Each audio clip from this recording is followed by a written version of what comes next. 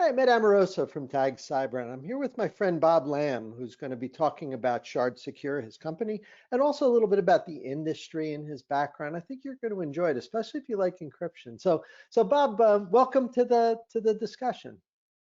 Thank you, Ed. Great to see you. Very nice to see you as well. So, Bob, why don't you take a minute and just share a little bit, real briefly, about the company, and then we can get into a little bit of your backstory. Sure. ShardSecure was founded around 18 months ago by four of us. There are four co-founders.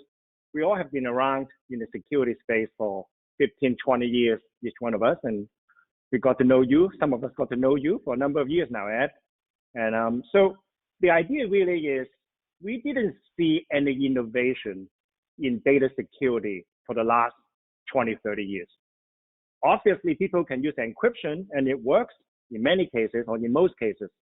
But most business people, business users are not happy with the friction that is caused by encryption. And we can talk more about that, right? Especially with the journey to the cloud. And by the way, when we started the company, we didn't know we would see an acceleration to the cloud adoption in the last, 4 or 5 months, right? Seems like 4 or 5 years.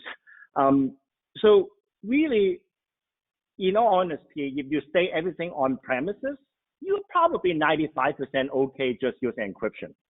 But as you move to the cloud, we're talking about a totally different ballgame. And you and I talk about it, the cloud providers are doing a better job now, right? Amazon, Google, and Azure, securing the infrastructure inside the cloud. But in terms of the data, the shared responsibility model, we think we can fill a big gap there, complementing what the cloud providers have been doing or doing a very good job in securing the data and even augmenting encryption in the near term. Longer term, we also have a bigger goal to potentially replace encryption for some of the use cases. And how do we do it? Very quickly. We have something we call micro-sharding.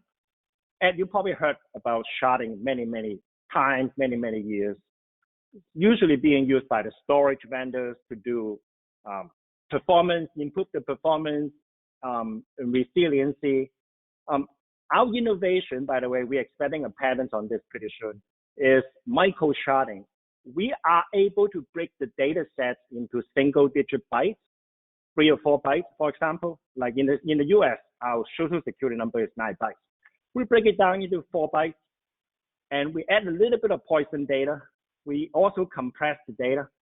In a way, in any single storage location, whether it is on premises or in a multi-cloud environment we operate in, is basically useless for the hackers if they get hold of any of the micro-shards.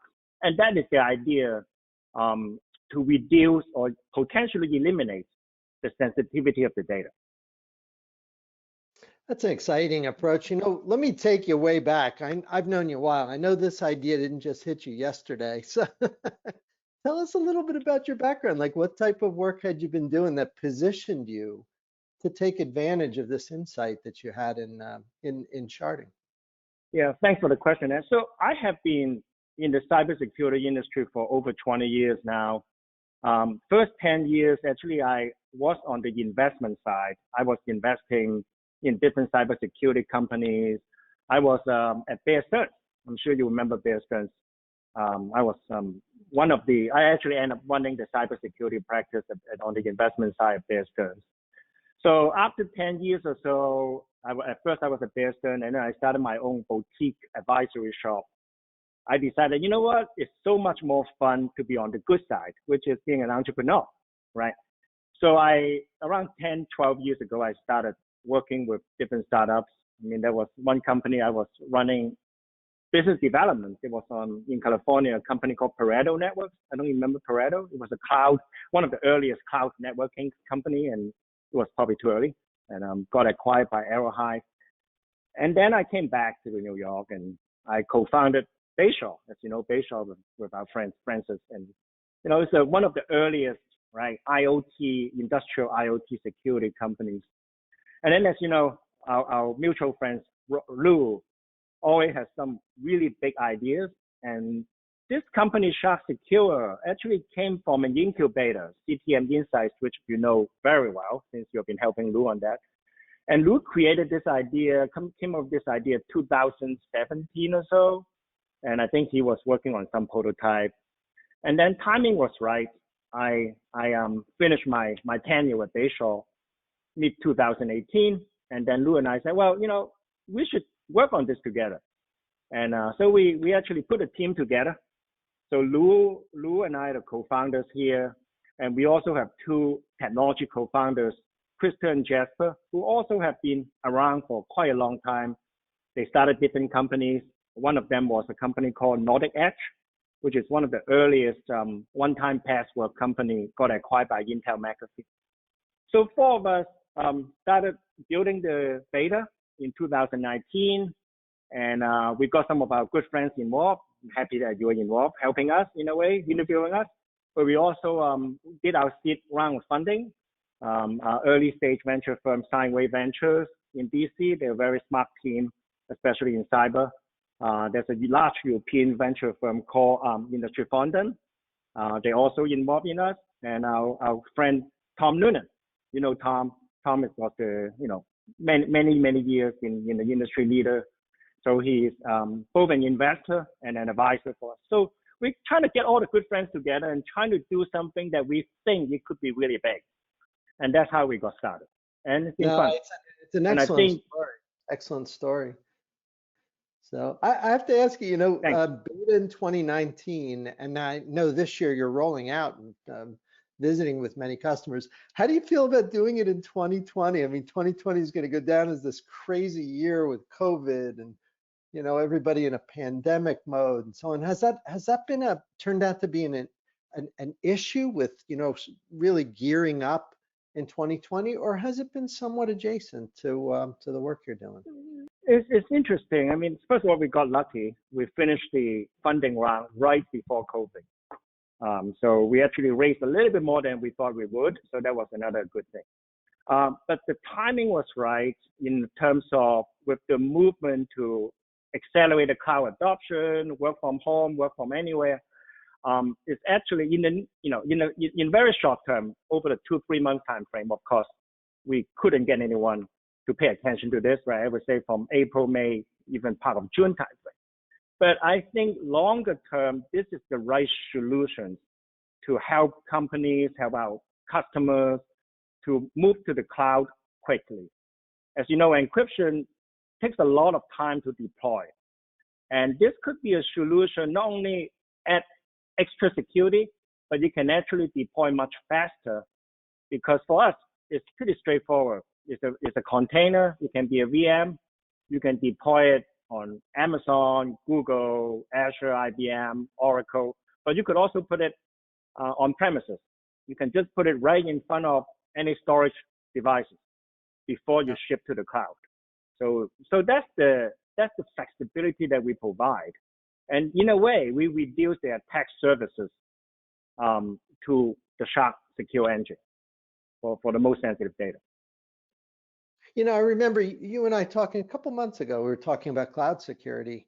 And I think it occurred to me, and I know it occurred to you way longer than it hit me, but it was clear that being in the cloud security business in 2020 is not such a bad place to be. It's really, I mean, viewed at a high level, you're helping people secure data that they virtualized and everybody's virtualizing. So, as just gut wrenching as it is to deal with the health issue that we've got globally, for companies that are doing cloud security, it's probably going to be something that will create more demand.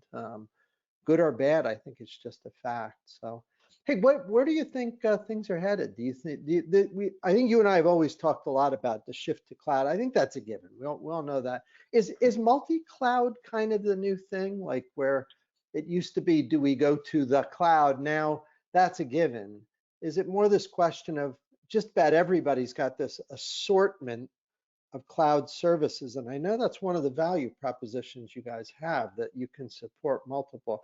Do you think that's where things are going? Is that the next new wave, multi-cloud? Yeah, I really do, especially for very large customers, but even for mid-sized customers. we're working with a large hedge fund in the city, in New York City, where I am now, and they have been a AWS shop 100%. They're looking to expand into another cloud provider, diversify into another cloud provider. But for Fortune 500 companies, multi-cloud is the way to go for many reasons.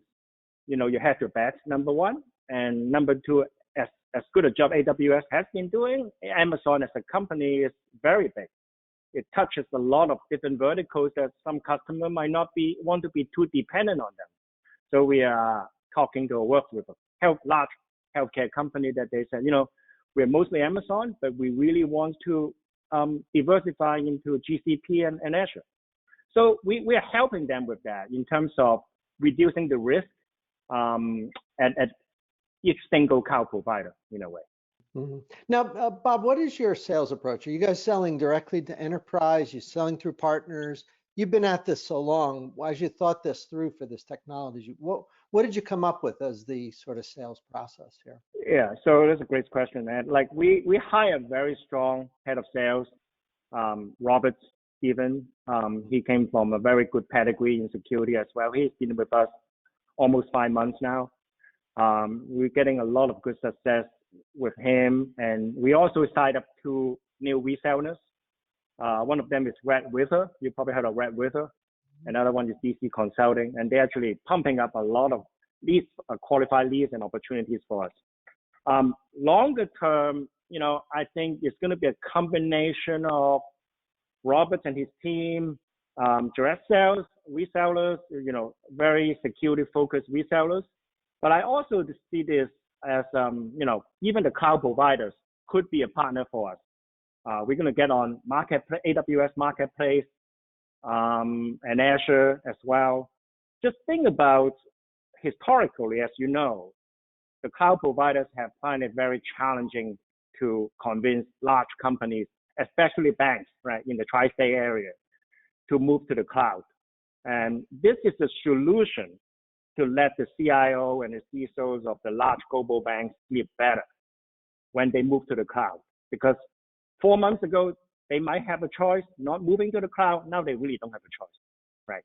So we think we can actually help the cloud providers work with the very large customers to accelerate that cloud adoption, not just moving to the cloud, but also moving the sensitive data to the cloud. It's just a lot more efficient that way.